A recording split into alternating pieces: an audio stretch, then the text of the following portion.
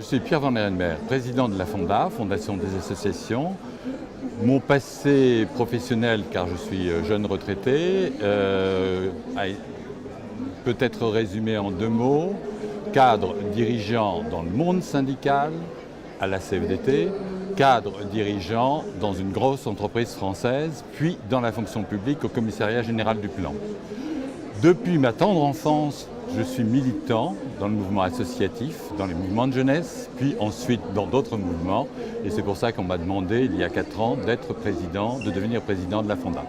Qu'est-ce que la Fonda? Quel est son rôle? Comment aidez-vous les associations? La Fonda est une association, une petite association qui regroupe 250 personnes qui viennent alors pour eux-mêmes, pour leur propre réflexion, qui ne représentent pas les institutions dans lesquelles ils sont, de façon à réfléchir à l'avenir, à bousculer les pratiques des pouvoirs publics et les pratiques du mouvement associatif.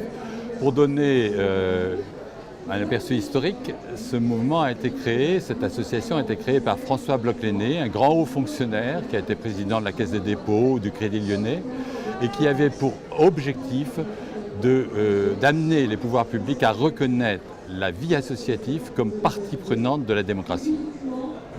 D'accord.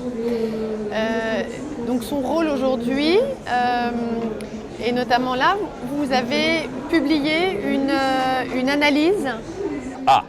Nous n'avons pas encore publié, ça va être fait dans les semaines, mais nous avons provoqué un mouvement de réflexion prospective dans le mouvement associatif auquel se sont associés beaucoup de partenaires, de coordination associative, car notre idée était la suivante.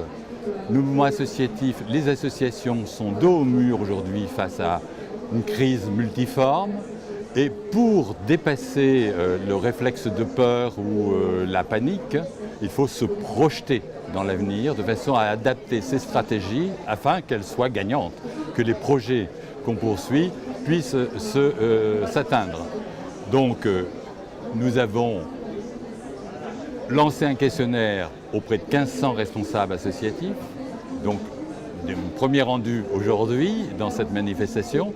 Nous avons animé une 60aine de groupes locaux 2 fois 2 heures pour pouvoir faire le diagnostic et nous avons confronté avec ce diagnostic avec celui d'intellectuels, d'experts, etc., qui nous permet aujourd'hui de dire quelles sont les grandes tendances qui concernent le mouvement associatif et à travers ça de dessiner les chemins possibles d'avenir selon bien sûr ce qui peut se passer dans les 10 ans qui viennent.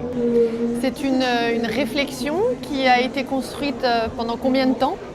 Ça fait, l'idée est partie d'une réunion de janvier 2010. Nous l'avons lancée dès mars-avril 2010, petitement, en réunissant des experts, en consultant de nombreux intellectuels et en lançant notre dynamique dans le mouvement associatif.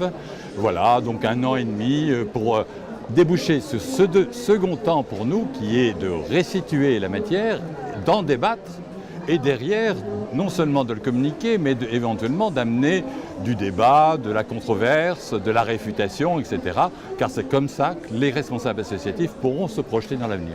Donc elle sera communiquée quand et auprès de qui, comment?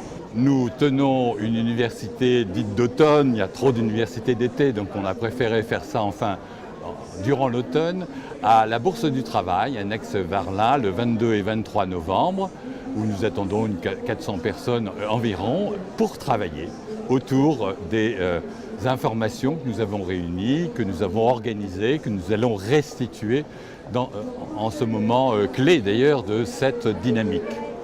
Est-ce que vous pouvez nous redire combien de personnes et d'associations réunit la Fonda? La Fonda réunit 250 responsables associatifs, nationaux souvent, qui ont eu des responsabilités ou qui en ont toujours dans le mouvement associatif, dans les coordinations associatives, essentiellement d'Île-de-France, mais la Fonda a une notoriété très ancienne qui fait qu'elle est connue par beaucoup de responsables associatifs en province notamment. La Fonda a été à l'initiative, par exemple, de la CPCA, de la Conférence permanente des coordinations associatives. Et quel est l'historique de votre collaboration avec le Forum? Avec le forum, écoutez, je pense que régulièrement, tous les 3 ans, nous participons à un titre ou à un autre.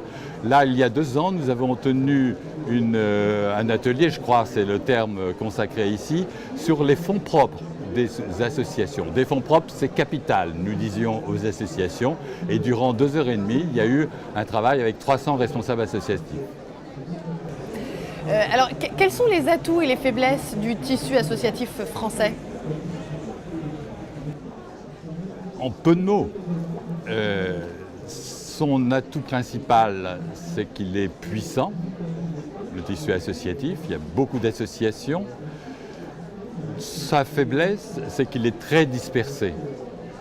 Le statut associatif permet, est facile à utiliser pour lancer une activité. Ceci se fait au détriment de l'insertion dans des grandes associations qui peinent, par ailleurs, c'est une autre faiblesse, à accueillir la diversité, à accueillir les femmes, parfois, à accueillir d'autres initiatives. Les associations ont besoin de fonds pour exister, les fonds publics baissent, les fonds privés également, étant donné la crise. Quels sont les moyens pour les associations aujourd'hui pour subsister ? Il y a deux stratégies à suivre. On en débattra tout à l'heure dans non pas cet atelier, mais cette conférence générale. La première, des gains de productivité, c'est-à-dire la mutualisation, c'est-à-dire il faut pouvoir se regrouper pour mettre en commun des ressources de façon à être plus efficace, à un moment où l'exigence de professionnalisation pèse sur chaque association. Et il y a une deuxième chose, il faut aller vers du plurifinancement, c'est-à-dire associer aussi bien le financement des pouvoirs publics nationaux, mais aussi locaux, et les associations d'entreprises ou le financement, les associations d'entreprises, les entreprises, et le financement par les donateurs, d'une certaine manière. Nous avons un déficit en France sur la donation par rapport à d'autres pays. Et comment peut-on trouver de nouveaux donateurs ? Par notre capacité d'imagination, d'innovation qui est à préserver. Et c'est là où l'État a intérêt, l'État central a intérêt à garder un mouvement associatif puissant, donc à le financer, car c'est bien à travers le tissu associatif qu'un certain nombre de réponses sont apportées, imaginatives, sont apportées à la société française.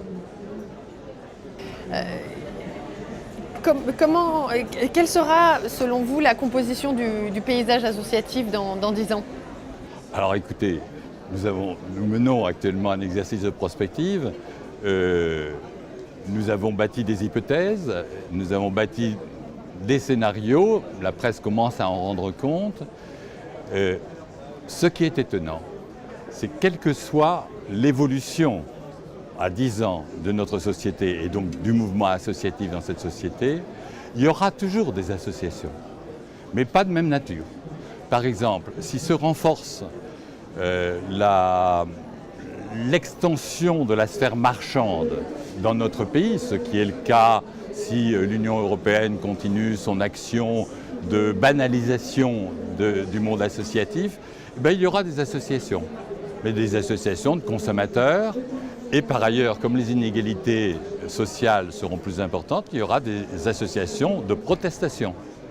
Mais on peut imaginer d'autres avenirs où le tissu associatif est capable de se regrouper, de faire front ensemble, de mutualiser ses moyens. Et à ce moment-là, les associations de gestion, les associations gestionnaires aujourd'hui pour les hôpitaux, pour l'éducation populaire, auront toute leur place et pourront répondre à la demande sociale.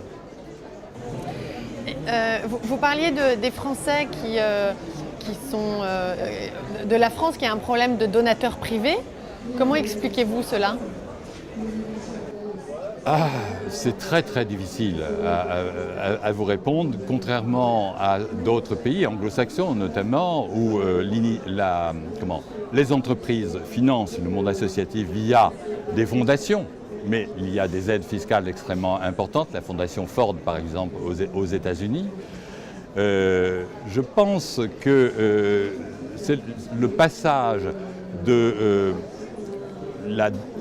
don privé pour aider le pauvre vers le don pour des causes autres nationales a été beaucoup plus difficile à faire chez les particuliers, chez les ménages, dans notre pays. Et c'est ça qu'il faut aussi modifier dans les comportements des Français. Est-ce qu'il y a des secteurs associatifs qui sont qui ont entre guillemets plus de succès en France? Par exemple l'enfance ou l'environnement, ou est-ce qu'il y a des secteurs comme ça qu'on arrive à distinguer? Écoutez, le tissu associatif est extrêmement divers et on a souvent tendance à dire que le monde associatif est extrêmement présent dans l'éducation populaire et la culture, dans tout ce qui est l'accompagnement de la pauvreté, de l'exclusion, de l'accompagnement des enfants, le handicap, etc. Et puis il y a tout un secteur associatif où il y a beaucoup moins de salariés, par exemple, qui est le secteur qui réagit aux questions de société qui se posent dans telle ou telle commune ou qui se posent à l'échelon du pays. Donc trois grands secteurs que je ne vais pas décrire, je n'avais pas le temps.